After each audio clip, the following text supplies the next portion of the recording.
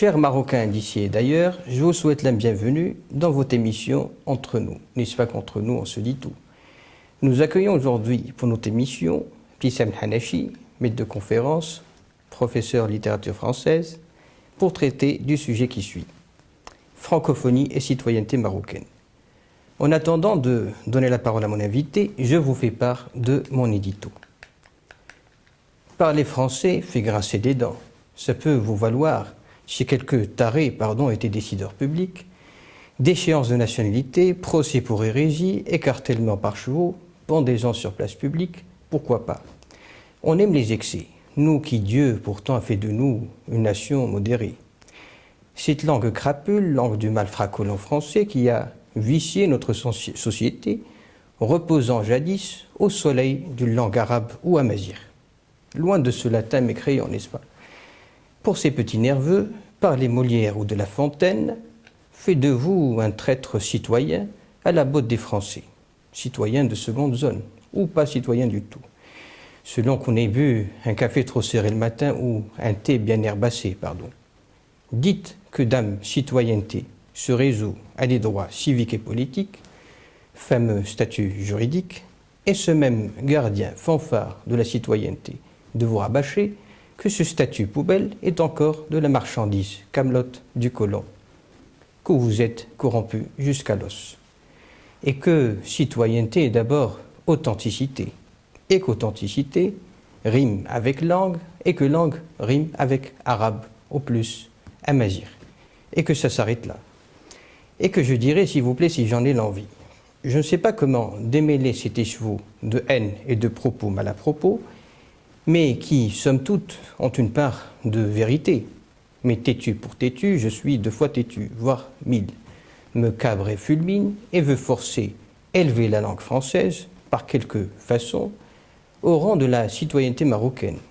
Je n'ose pas dire que l'on est citoyen marocain que lorsqu'on parle français ou que l'on est quelques citoyens marocains distingués, étoilés, gradés, qu'avec le français en poche. Mais, à l'instar d'un politique, je prône l'ouverture, qualifie le français de butin de guerre, de savoir utile, et conclut en bon musulman que celui qui apprend la langue d'un peuple se prémunit contre leur ruse, n'est-ce pas? Que le prophète demanda autrefois à quelques compagnons d'apprendre l'hébreu, et que, se fiant à la jurisprudence islamique, si nul d'entre nous, Marocains, n'apprenait le français, on serait dans de sales draps, car tous pécheurs devant la loi islamique, péché qui tombe si quelques-uns de nous daignaient nous alléger de cet apprentissage fardeau. Tel un équilibriste sur roue, sur fil, je modère mes ardeurs francophiles et rafistole ma question comme suit. Comment la francophonie fait de nous un meilleur citoyen marocain? Notre authenticité marocaine est-elle entachée, diminuée par la pratique de la langue du colon français? Et si le français était une langue marocaine par effet de brassage, entremêlement culturel, pourquoi cette haine du français dans quelques milieux? Alors, Ibtissam Hanachi, bonjour, reviens vers vous pour vous poser la première question. Bonjour, rebonjour Hicham, je te remercie pour cette invitation et je te félicite encore une fois pour ce journal qui permet aux jeunes Marocains de s'exprimer, de pousser dehors ce qu'ils pensent. Alors, tu as abordé un sujet que je trouve intéressant parce que ça se débouche sur plus précisément au Maroc sur le marché de l'emploi. Et tu as posé comme première question, c'est ça, la francophonie contribue-t-elle à renforcer notre citoyenneté marocaine? Alors, tout d'abord, la francophonie, c'est un ensemble de valeurs universelles. Parce que quand on parle français, quand on lit en français, on fait appel à la littérature de Victor Hugo, la littérature de Chateaubriand, de Molière, de tous les philosophes français des années du siècle, du début 20e siècle, 19e siècle, et bien sûr le siècle des Lumières, à savoir Voltaire. Alors, moi, je pense que la francophonie, c'est quelque chose qui permet la tolérance et l'ouverture aux autres cultures. On devient, on peut dire universel, comme dit Umberto Eco. La culture est universelle. On peut s'intégrer, s'adapter dans n'importe quel contexte. Il suffit d'avoir cette ouverture et cette tolérance et coexistence, la coexistence et le vivre ensemble. Grâce à la communauté linguistique, nous avons accès à une diversité de savoirs, des idées, diversité d'idées, d'expériences qui enrichissent notre vision du monde. Être francophone, c'est aussi participer à des échanges, des partenariats internationaux qui renforcent notre identité de citoyen marocain. On sait qu'il y a plusieurs pays francophones dans le monde entier. Il y a les pays qui se trouvent en Europe, par exemple comme la Belgique, la Suisse, même si la Suisse, en Suisse on parle presque 4 langues, le romanche, l'italien, le français et l'allemand. Il y a aussi les pays d'outre-mer, ce qu'on appelle les DROM, les départements d'outre-mer, comme par exemple Mayotte, la Réunion, voilà, Madagascar, etc. Même si Madagascar maintenant on parle plus la langue locale. Donc moi je trouve que participer à des échanges et des, on peut dire des conversations en français, ça enrichit le savoir et la co-construction de savoir entre l'interlocuteur et le locuteur. Donc là, c'est le français comme ouverture sur le monde. Bah oui, ça a eu ouverture sur le monde. Et la preuve, c'est que moi, je donne des cours depuis 2 ans et demi. Je travaille pour une école à Berlin et j'ai des étudiants partout dans le monde, des Américains, des Japonais, des Hongkongais, je dis des Hongkongais et des Chinois parce que les deux ne parlent pas presque la même langue. Il y a le cantonais à Hong Kong et le mandarin. J'ai des étudiants qui viennent de pays différents. Parfois, je connais même pas. Je découvre le nom du pays avec mes étudiants et c'est des étudiants qui en fait qui veulent améliorer, qui se battent pour améliorer leur niveau de français parce que pas pour travailler en France ou travailler dans un pays francophone, mais plutôt pour accéder à la littérature française, accéder à cette ouverture d'esprit que le français attribue à son locuteur. Voilà. Moi, je dirais chacun voit midi à sa porte. Ça veut dire, on peut considérer la chose comme suit. La francophonie, du point de vue de la citoyenneté, comme droit civique et politique. Oui, parce que tu es un peu loin. Là, je vais essayer de m'approcher davantage. Est-ce que là, c'est bon? Je vais essayer de hausser. Maintenant, c'est mieux. D'accord.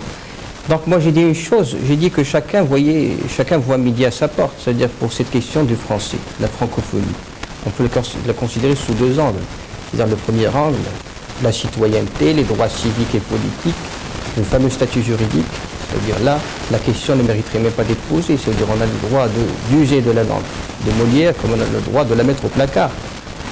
Le deuxième volet, c'est le volet vu sous l'angle du nationalisme et patriotisme, c'est-à-dire entre aimer son pays et détester celui de l'autre, entre l'adulation du pays, sa mise sur piédestal, etc.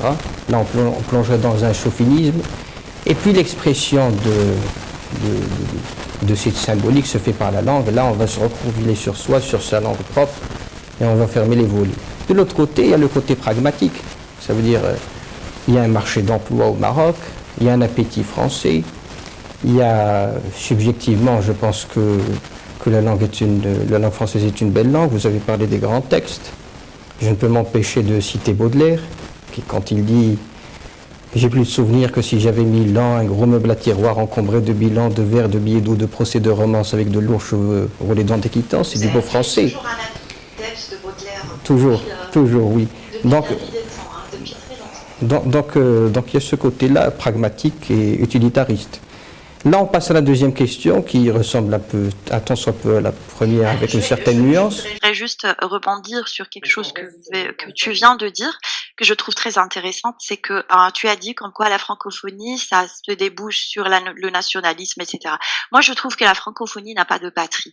Tout le monde peut accéder à la francophonie. Et quand on dit francophonie, c'est pas vraiment parler français. parler français avec un style correct, avec une maîtrise ou un contrôle de règles grammaticales. Mais parler francophonie, c'est connaître la culture francophone, la culture française, connaître les fêtes religieuses, les fêtes nationales, les événements historiques, l'histoire, les siècles, les différents siècles de l'évolution de la francophonie dans le monde. Ça, c'est pour ça que je trouve que la francophonie n'a pas d'accès puisqu'on arrive à n'a pas de patrie puisqu'on arrive à accéder à y accéder par le biais du savoir et de la recherche, bien entendu. Justement, la deuxième question, on va parler authenticité. Alors, est-ce que tu penses de ton côté que le fait de parler la langue du colon français entache, diminue en quelque sorte notre authenticité marocaine? Alors, ça, c'est une question un petit peu contraignante parce que moi, je trouve que l'authenticité, pardon, marocaine ne se limite pas à la langue. En tant que Marocain, en tant que Marocaine, on a un ensemble de valeurs. On a notre entourage dans lequel on a grandi, on a nos cultures, nos coutumes, etc. Et ça voilà, ne signifie pas que c'est ce qui crée, pardon, c'est ce qui crée l'identité d'une personne. C'est pas vraiment la langue dans laquelle on s'exprime. Donc, utiliser le français ne signifie pas pour autant renier notre culture marocaine. Bien au contraire, cela peut être un moyen d'exprimer notre identité dans toute sa richesse et sa diversité. Et la preuve, c'est que quand par exemple, on prend un Français et un Marocain, quand un Français mange, par exemple, la galette marocaine, il la mange avec beaucoup d'admiration, beaucoup de saveur, etc. Mais le Marocain, quand il la mange avec, on peut dire, avec un retour dans le passé, avec une nostalgie. C'est comme la Madeleine de Proust. On mange la galette marocaine, on a les souvenirs d'enfance, on a les souvenirs peut-être de la campagne, de la grand-mère, de tout ça. C'est des aspects culturels qui se réunissent et qui se combinent pour constituer notre culture marocaine. Donc parler français, je pense que c'est un moyen pour, on peut dire, promouvoir notre culture, promouvoir nos coutumes et expliquer pourquoi pas